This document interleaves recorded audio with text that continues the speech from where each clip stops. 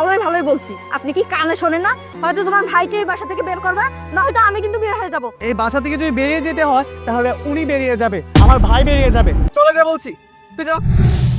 শ্রাবণ, শ্রাবণ, তুই কি বাড়িতে আসছ রে ভাই? ভাই, ভাই আমার কথা শুনতেছস? কে আসছে? ও আপনি আপনি কি জন্য আসছেন? হ্যাঁ বোন, আমি আইছি। শ্রাবণ কি বাসায় আছে? হ্যাঁ, শ্রাবণ বাসায় আছে, ও ঘুমাচ্ছে। কি সমস্যা আমাকে বলেন। কই আমার ভাইটার একটু ডাক দাও না। আপনার সাথে এত কথা বলার কোনো ইচ্ছা আমার নাই, বুঝছেন? শ্রাবণ অফিস থেকে এসে ঘুমাচ্ছে, ওকে আর ডাকা যাবে না। যা বলেন আমাকে বলেন, আর নয়তো এখান থেকে বের হয়ে যান।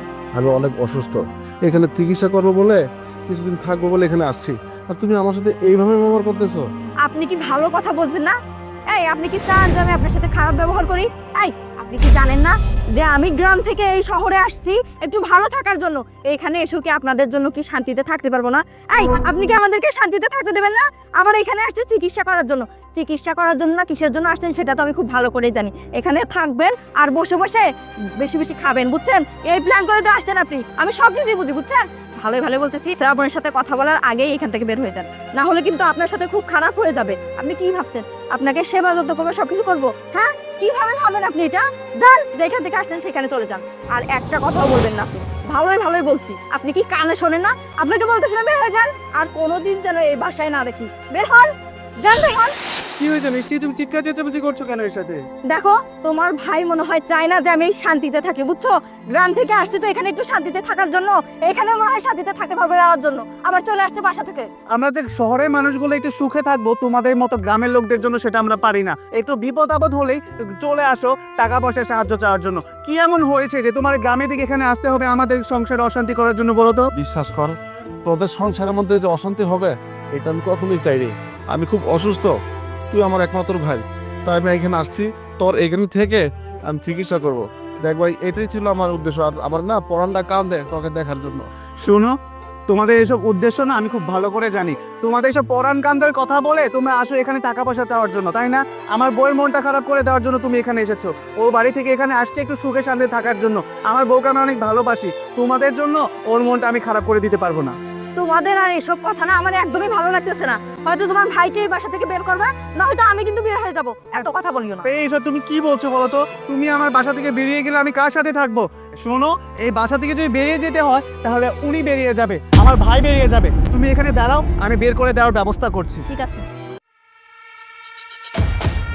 এখন বুঝবেন আপনার ভাই আপনাকে নিজে হাতে বের করে দেবে। বুঝেন এখন কেমন লাগে।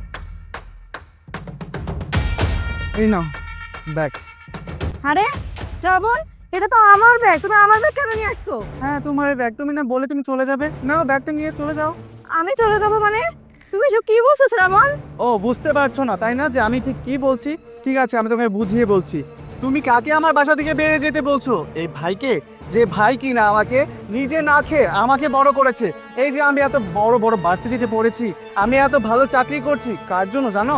এই ভাইয়ের জন্য। এই যে ওনার ভিটা মাটিস বাড়ি গাড়ি যত যা ছিল সবকিছু বিক্রি করেছে কার জন্য জানো?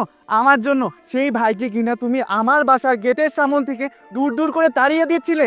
আমি সেই ভাইকে যদি আমার বাসা থেকে বের করে দেই না, স্বয়ং আল্লাহ আমাকে ক্ষমা করবে না। তার থেকে ভালো তোমার মতো স্বার্থপর লোভী মেয়েকে বাসা থেকে বের করে দিলে আমার কিচ্ছু হবে না। তো ভালোই ভালোই বলছি, এই ব্যাগটা নিয়ে এই বাড়ি থেকে বেরিয়ে যাও, বেরিয়ে যাও বলছি। শ্রাবণ শোনো, প্লিজ তুমি আমাকে ক্ষমা করে দাও। আমি আর কোনোদিন এরকম ভুল কাজ করবো না। ভাইয়া ভাইয়া প্লিজ আপনিও আমাকে ক্ষমা করে দেন। আমি কোনোদিনও আপনার সাথে এরকম ব্যবহার করবো না। আমি খুব ভালোভাবে থাকবো। প্লিজ ভাইয়া, আপনি আপনার ভাইকে বলেন না আমাকে ক্ষমা করে দিতে। দেখ ভাই, ও না ভুল করছে, ওরা কিছু বুঝতে পারেনি, দেখ ওরা ক্ষমা করে দে। মানে থামো, তুমি আগে ওর ওই রিকোয়েস্ট করো না। ওকে ক্ষমা করব? ওর মতো মেয়েকে যদি ক্ষমা করা হয় না, তাহলে পৃথিবীর সবাই আমাকে দোষী বলবে। ওকে বের করে দিলে লোকজন আমাকে খারাপ বলবে না, কারণ ও লোভী, স্বার্থপর। এই তুই এখানে দাঁড়িয়ে দাঁড়িয়ে এখনো কথা শুনছিস? এই ব্যাগটা ধর আর এখন এখান থেকে চলে যা, চলে যা বলছি, তুই যা। ভাইয়া, তুমি বলছিলে তুমি অসুস্থ, তোমার চিকিৎসার প্রয়োজন। হ্যাঁ, আর ভাইয়া তুমি ওর কথা শুনে কিছু মনে করো না, কেমন? তুমি ভিতরে চলো, আমি তোমার চিকিৎসার ব্যবস্থা করছি, আসো।